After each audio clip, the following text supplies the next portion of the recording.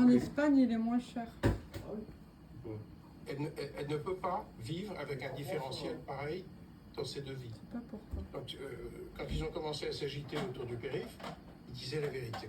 Là, vous parlez des transporteurs, Oui, des transporteurs. qui ont Ça veut dire aussi des que opérations ces derniers jours. les gens dans un département, comme le département de l'Aude, un département qui n'a pas un pouvoir d'achat élevé, dans mon village, les retraites sont entre 800 et 1100 euros. Ces gens ont besoin de voitures pour aller se soigner, pour aller... C'est lunaire lorsqu'ils entendent à la télé des gens qui leur disent « mais achetez des voitures électriques, 30 000 euros ». C'est complètement lunaire. Donc en réalité, ce que vous êtes en train de montrer, ces chiffres, ne sont pas vivables. Donc est-ce qu'on C'est-à-dire se qu'il y a rend aujourd'hui des gens qui Oui. ne peuvent plus prendre le volant tout simplement. ne peuvent pas. C'est pas un point de vue. C'est juste une C'est leur vie. impossibilité. Oui, c'est leur vie. C'est la vie des gens.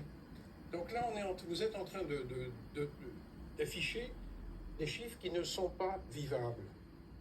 Donc, est-ce qu'on s'organise avant qu'un peuple défonce tout parce qu'il ne pourra pas vivre, pas parce que les gens sont méchants, pas parce qu'ils veulent faire chier, mais quand vous les amenez dans une situation, et quand par-dessus le marché, vous avez des illuminés qui tout à coup remettent la question des ZFE, en Les essayant, zones à faible oui, émission. Ouais. en disant, finalement, ce sera une super idée à nouveau de virer les pauvres des villes. Elles ont un peu du plomb dans l'aile, les ZFE, pour être honnête. Oui, mais il y a une tentative là, en ce moment du gouvernement d'essayer de les refaire passer.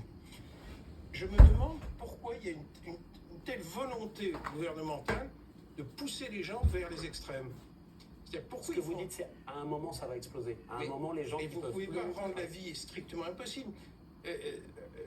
Ce sont des chiffres absolument impossibles pour une énorme partie du pays. Donc, comment on fait Moi, je pose une énorme question, le mouvement des gueux pose une énorme question. Il y a la PPE, la loi de programmation d'énergie, Ouais. qui vient de passer en force, non votée par le Parlement, par décret. Elle prévoit des sommes gigantesques de soutien, de subventions aux éoliennes. Oui. Est-ce qu'on peut raisonnablement arrêter les conneries, faire attention aux gens qui nous écoutent, à l'humain, aux gens, arrêter de subventionner des intérêts privés, les éoliennes c'est des intérêts privés, juste pour cette année c'est 9 milliards. Oui. Si vous rajoutez à peu près les 10 milliards de raccords, on est parti sur des sommes de fous. Donc est-ce qu'on peut prioriser les êtres humains? Jean-Louis Chilansky, Monsieur sur Lardin, l'aspect... pardon, vous avez raison sur le fait que ces prix sont intenables.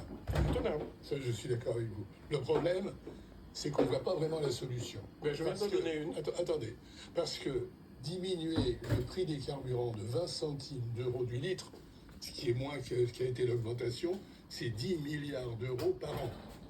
Et aujourd'hui, c'est 10 milliards d'euros Vous par savez an. ce que je vous propose, Et si vous aujourd'hui, permettez. et aujourd'hui, le gouvernement français n'a pas les moyens. Alors, Mais je justement, vais répondre à cette Alexandre somme. Jardin, vous savez ce que je vous propose? Vous répondez dans un instant. On a montré l'exemple, j'allais dire un peu caricatural, de Parce cette qu'ils station existent, parisienne, les mais milliards. il n'est pas tant que ça. Raphaël Grabi, bonsoir. On parle de record un peu à longueur d'année.